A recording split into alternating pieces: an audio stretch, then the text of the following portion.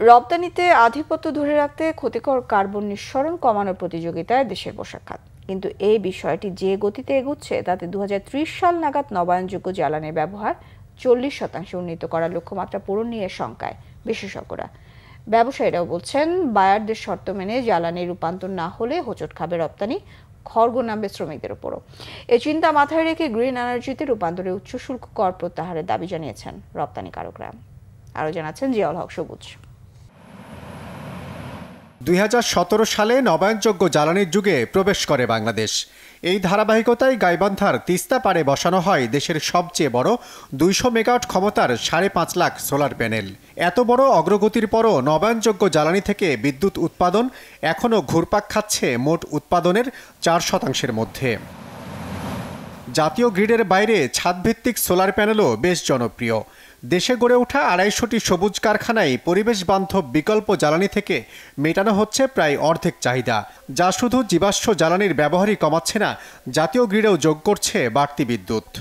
তো আমাদের এই কারখানাটা আমরা UNFCCC সাইন করেছি এবং ওখানে আমাদের কমিটমেন্ট আছে যে 2030 সাল নাগাদ আমরা আমাদের প্রোডাক্টের যে কার্বন ইমিশন আছে সেটা 50% পর্যন্ত কমিয়ে আনবো। তো ওই কমিটমেন্টটাকে মাথায় রেখে আসলে আমরা ক্রমাগত আস্তে আস্তে ফসিল ফুয়েল বেসড জেনারেশন থেকে মোর রিনিউয়েবল সোর্সের দিকে যাচ্ছি। নিজেদের যে গ্যাস বেসড জেনারেটর আছে বা আরইবি আছে, এগুলোর সাথে এটাও ইউজ হয় রেশনালি। যখন যেটা বেশি হয়, সোলার বেশি হলে সোলারের উপরে ডিপেন্ডেন্সি বাড়িয়ে দিই, ওটা কমিয়ে দিই, এভাবে ব্যালেন্স করে চলতে থাকে।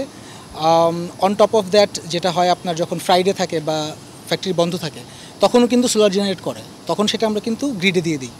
সো আমরা নিজেরা ইউজ না করলেও সেটা ন্যাশনাল গ্রিডে চলে যায়, মানুষের কাজে লাগে। বিশ্ববাজারে টিকে থাকার মানদণ্ডে ইউরোপীয় ইউনিয়নের জিরো কার্বন নীতি বাস্তবায়নে কিছু কারখানা মনোযোগ দিলেও এখনও দ্বিধায় হাজারো উদ্যোক্তা। নবায়নযোগ্য জ্বালানি ব্যবহারে উচ্চ হারে মূল বাধা বলছেন রপ্তানিকারকরা। এখন কেন করতে পারছি না, এটার উপর যখন এমনি তো এটা অনেক কস্টলি, এরপর যখন আমি এটার উপর এটি ট্যাক্স ব্যাট ইত্যাদি ডিউটি ইত্যাদি থাকবে, তখন দেখা যাবে এটার কস্ট আরও বেড়ে গেছে।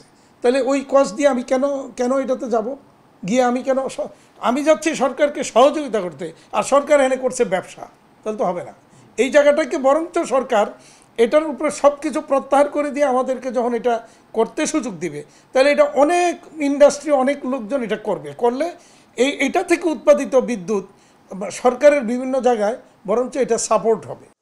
গবেষকরাও বলছেন, শক্তির রূপান্তর শুধু পরিবেশের জন্যই উপকারী নয়, খরচ কমাতেও বেশ কার্যকরী। তাই নবায়নযোগ্য জ্বালানি ব্যবহারে শিল্পবান্ধব নীতি প্রণয়নের পরামর্শ দেন তারা। এখানে বেশ কয়েকটি চ্যালেঞ্জ আছে। একটি তো হচ্ছে যে বিনিয়োগ করতে হবে, ইন্ডাস্ট্রিগুলোকে আপফ্রন্ট ইনভেস্টমেন্ট করতে হবে এবং এটার জন্য প্রয়োজন স্বল্প মূল্যে ঋণ। বাংলাদেশ ব্যাংকের যে অর্থায়ন রয়েছে সেটা অ্যাক্সেস করা অনেক ক্ষেত্রেই জটিল হয়, প্রচুর ডকুমেন্টেশনের প্রয়োজন হয়। রুফটপ সোলারের ক্ষেত্রে এখানে এর বিভিন্ন অ্যাক্সেসরিজের জন্য আমদানি শুল্ক রয়েছে, যেটা এর খরচকে বাড়িয়ে দেয়। তো নতুন যে নবায়নযোগ্য জ্বালানি পলিসি গভর্নমেন্ট তৈরি করছে, সেখানে এই ডিউটিগুলো শুল্কে অব্যাহতি দেওয়ার কথা বলা আছে। সেটা যদি করা হয় তাহলে এই ট্রানজিশনটা দ্রুত হবে। জাতিসংঘের জলবায়ু সনদে স্বাক্ষর করা দেশ হিসাবে সব পোশাক কারখানায় সক্ষমতা বাড়াতে অর্থায়নের তাগিদ বিশেষজ্ঞদের। কলকারখানায় নবায়নযোগ্য জ্বালানি ব্যবহারের টার্গেট থেকে বহু দূরে বাংলাদেশ, কিন্তু ব্র্যান্ড বায়াররা যেভাবে পরিবেশ বান্ধব জ্বালানি ব্যবহারের তাগিদ দিচ্ছে বারবার, তাতে করে শর্ত না মানলে রপ্তানিতে পড়তে পারে নেতিবাচক প্রভাব, যার পরোক্ষ প্রভাব পড়বে তৈরি পোশাক খাতের ওপর, ক্ষতিগ্রস্ত হতে পারে শ্রমিকরা। তাই সময় থাকতে কার্যকর পদক্ষেপ নেওয়ার পরামর্শ বিশ্লেষকদের। জিয়াউল হক সবুজ, বাংলা ভিশন, সাভার।